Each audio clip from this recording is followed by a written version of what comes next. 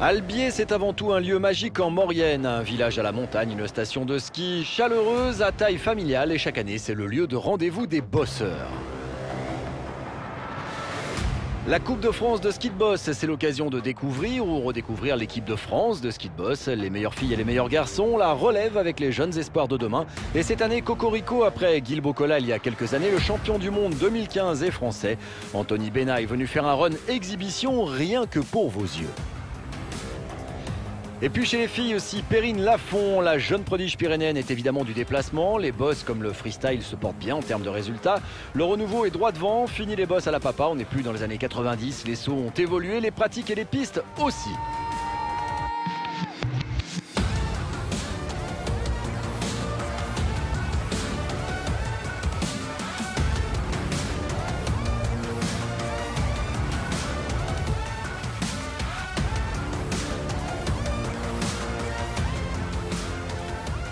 Albier, c'est une piste de boss en single, seul face au juge, face à la pente, face à son courage. Ici, le pointant compte moins qu'en duel parallèle. Plutôt que le chrono, c'est le parterre des juges qu'il faut impressionner à son rythme. En un mot, le temps d'une Coupe de France, Albier devient incontournable. On est à la Coupe de France d'Albier, donc organisée par un peu les patrons de la station d'Albier, autrement dit Jean Didier et son fils Ludovic Didier. On a vu du très gros niveau puisqu'il y a toute l'équipe de France qui est réunie avec notamment le champion du monde en titre il y a un mois en arrière, Anthony Bena.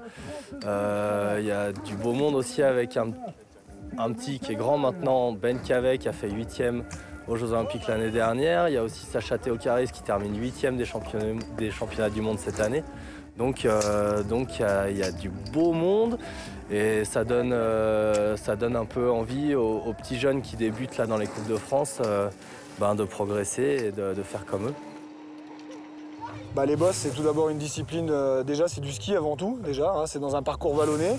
Et puis aujourd'hui les sauts ont énormément évolué, donc faut être un très bon skieur et aussi un très bon acrobate.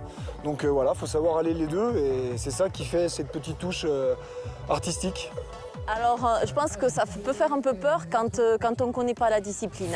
Après, quand on l'a eu pratiqué, non, mais quand on voit un petit peu comment se passent les entraînements, les conditions d'entraînement pour les enfants, c'est pas plus dangereux que l'alpin. Parce qu'en fait, tous les entraînements se font au préalable sur trampoline, sur l'eau, et on ne jette pas les enfants comme ça sur nos enfants, nos petits-enfants sur des pistes dangereuses. La sécurité est vraiment optimisée.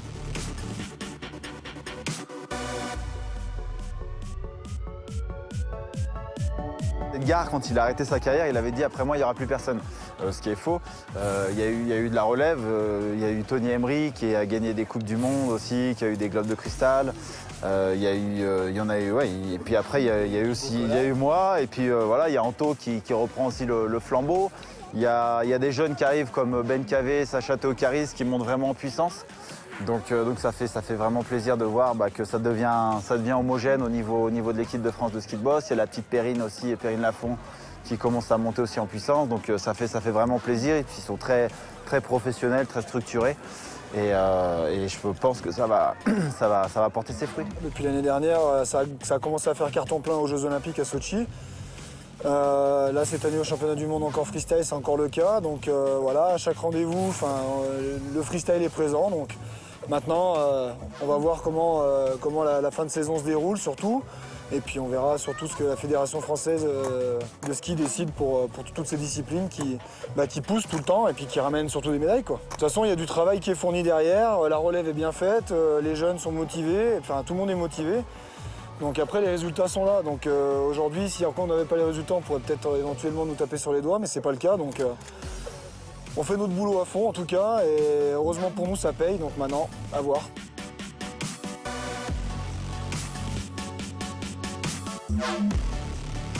Tout a évolué, maintenant la discipline est beaucoup plus jeune et puis ça pousse encore, le matériel évolue, la discipline a changé et puis surtout la piste a changé. Tout évolue dans le sens pour que ça aille toujours plus vite, toujours plus haut et puis voilà quoi. Et puis les jeunes qui arrivent derrière, forcément, ils grandissent dans un monde où le niveau est déjà très haut et puis eux ils haussent encore le leur et voilà, ça crée ce qu'on peut voir aujourd'hui chez Anthony Bena, Ben Cavet, tous les jeunes qui sont derrière et voilà. On croit toujours que le freestyle c'est fun, c'est sûr que c'est fun, c'est marrant, mais on fait quand même du sport à haut niveau et pour y arriver, on laisse pas de place au hasard, tout est millimétré, tout est calculé. Pour ma part, c'est vrai que moi j'ai bossé vachement physiquement et mentalement en prenant un préparateur mental, justement pour rien laisser au hasard le jour J et c'est ce qui s'est passé quoi. Non, je suis toujours la même personne, je suis toujours le mec qui est déconneur, qui est cool, qui est là pour se faire plaisir, qui donne des petits conseils quand il peut en donner. Après, c'est sûr que ça doit être admirant, mais ça ne me change pas mon personnage, ça ne me change pas la façon de les voir et je ne changerai pas la façon d'être avec eux, je ne les prendrai pas de haut. Justement, si je peux te donner mes petits conseils, j'hésiterai pas à les donner. Je pense que c'est une opportunité de faire venir voir le niveau mondial qui est français, parce que le champion du monde est français. Puis ça permet à tous les jeunes de pouvoir se rapprocher de ce niveau, puis de voir vraiment encore ce qu'il leur reste à accomplir, et puis aussi peut-être de leur donner une petite lueur d'espoir, et puis de la motivation supplémentaire pour continuer le ski de boss. Après, on a quand même de la chance, c'est qu'en France, on n'a pas beaucoup de filles, mais on a quand même une très bonne qualité de skieuses. On a des jeunes qui arrivent à faire quelques Coupes du Monde, puis on a encore même des plus jeunes qui sont là, qui commencent à arriver en Coupe d'Europe, à faire des podiums et tout. Donc c'est très intéressant. Allez, en piste aux commentaires sur ces quelques runs. Stéphane Durand accompagné de l'ineffable prodigieux Gilles Tessier de la Fédération française de freestyle. Bonjour Gilles. Bonjour Stéphane. Alors on va parler un petit peu des filles, du groupe filles et puis de tout ce qui se passe dans la discipline ces derniers temps. Là on voit Julia Charton à l'image. Oui, Julia qui fait partie de ce groupe filles qui a été créé il y a 3-4 ans et pour essayer de les réunir de temps en temps pour s'entraîner ensemble et puis ça a bien payé puisque c'est ce qui a permis entre autres l'accès au niveau de Perrine et puis voir des autres puisque maintenant on va avoir Camille Cabrol, Léa Boire et Léa Boire, justement la voilà en piste. Alors on a vu il y a eu une petite chute avant, elles sont là aussi pour prendre de l'expérience, c'est le but des Coupes de France. Là on est sur le single, on donne tout pour les juges cette fois-ci, on se bat pas comme en duel contre le chrono. Oui, enfin, de toute façon, à chaque fois, il y a des juges, mais effectivement, c'est une autre façon d'aborder la course. Il faut absolument commencer par le single, ce qui est vite, propre et bien sauté. Là, hop, on a vu, ça, c'est un espoir, cette petite Boire. Vous la suivez depuis longtemps aussi, parce que mine de rien, ce sont des jeunes filles qui sont là depuis un moment, qui sont là déjà depuis quelques saisons, comme Camille Cabrol à l'image. Camille Cabrol, Léa, et puis maintenant, elles vont être rejointes par Mathilde Dournier sur la Coupe d'Europe, et puis Camille commence à avoir quelques ouvertures sur la Coupe du Monde. Alors là, on voit une piste d'Albier qui est assez raide, c'est le même genre qu'en single, un saut au départ. Un saut ensuite en bas, lequel des deux compte le plus? Parce que là on voit toujours une plus grosse figure sur le deuxième, on est bien d'accord? Oui, parce que derrière on va se retrouver dans des nouveaux formats, comme Ludovic en parlait tout à l'heure, des formats, la piste évolue et donc les nouveaux formats en boss auront tendance à être une forme de big air en bas, c'est ce qu'on trouvera à la finale de la Coupe du Monde à Megève. Donc un saut technique en haut, il faut quand même qu'il faut maîtriser parce que derrière il faut reprendre le ski qu'on voit actuellement dans les bosses. Et puis une espèce de gros saut big air en bas. Gros saut pour Perrine Lafont en bas justement. Il y a quelques bosses quand même derrière, mais on arrivera au final à se retrouver avec pas de ski à faire particulièrement dans les bosses, juste derrière le saut. On a aperçu ce dont étaient capables les filles, on retrouvera les garçons tout à l'heure et on va faire un tour avec les officiels dont vous faites partie, Gilles, qui nous parle un peu du terrain, de la fédération, des bosses. On en parlera après justement des enjeux et des moyens.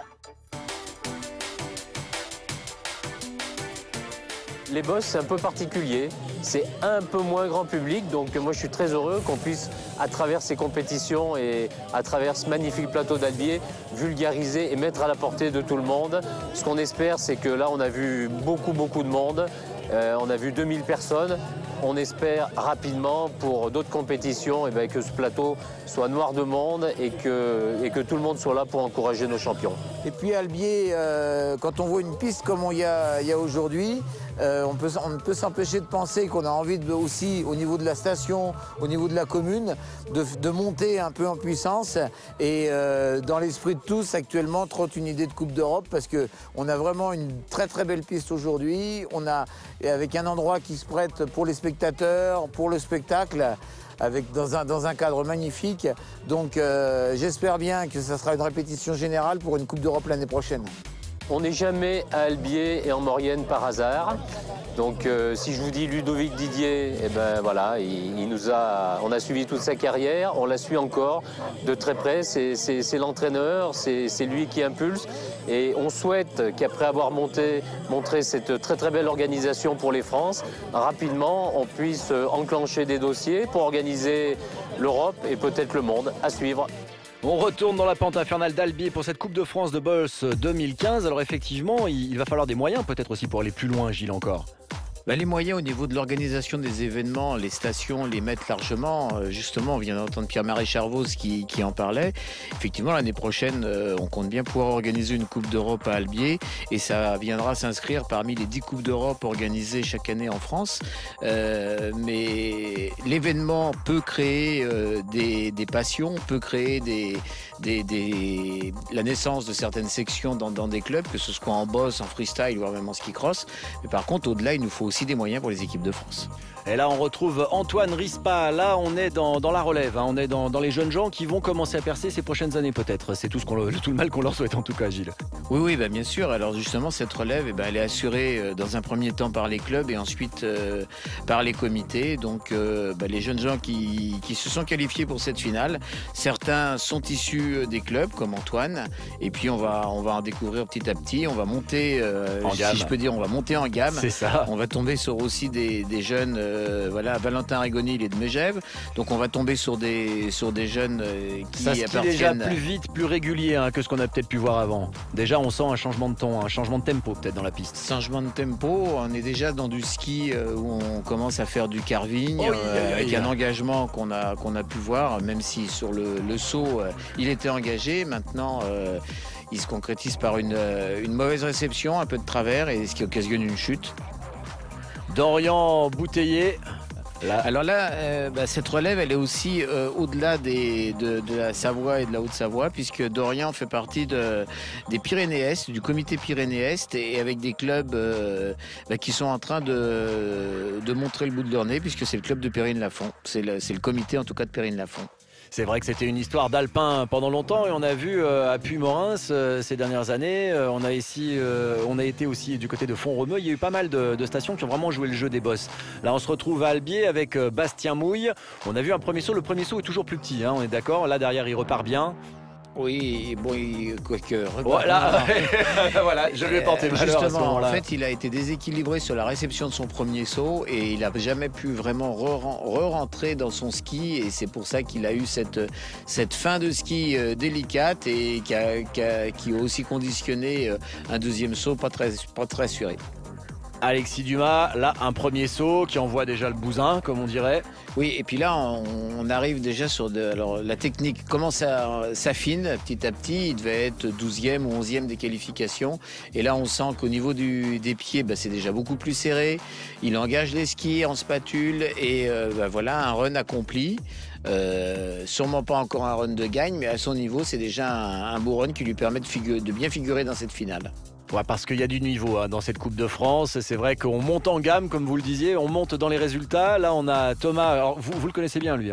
Oui, alors Thomas Contamine, c'est un jeune du comité de Savoie. Et en Savoie, il y a moins de pratiquants, mais par contre, on a vraiment une bonne qualité de ces pratiquants. Ah oui. Quoique là, il y a eu la réception, c'est vrai, il a pêché, mais c'était très très propre ce qu'on a vu au-dessus. C'était propre, mais ça va pas passer au niveau des juges. Et même une main posée en réception. Adieu le podium et adieu voire même le top 10.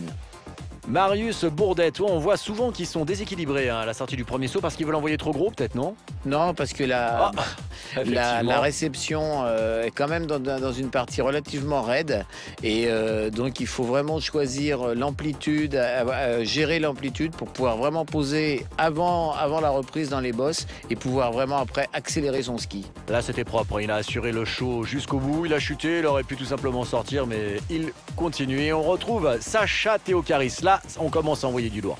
Oui, alors il a peut-être un peu loupé sa qualification, c'est pour ça qu'on le retrouve si tôt dans la finale. Mais là, c'est là qu'on voit un ski de niveau Coupe du Monde, donc très très bien équilibré. Il n'a pas forcé trop son talent sur le deuxième saut. Là, il fait En même temps, on a un l'impression discipline quand même de 7-20. quelque chose de maîtrisé du début à la fin. Il a choisi la propreté et peut-être qu'à ce moment, il est en train d'essayer de régler cette propreté et je pense que ça va lui sourire. Clément Cabrol dans la pente. Pour l'instant, on va dire que quand même le meilleur run, on reste celui de Sacha Théocaris. Bon, bah là, c'est il a retrouvé son niveau qu'il n'avait pas eu pendant la qualification. Et je pense que de toute façon, c'est un run de podium.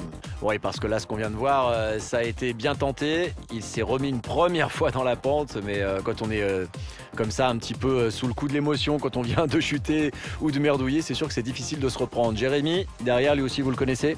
Oui, alors un jeune du club du comité du Mont Blanc qui va sûrement avoir sa chance en fin de saison sur la Coupe d'Europe et peut-être même un objectif de participer aux Mondiaux Juniors.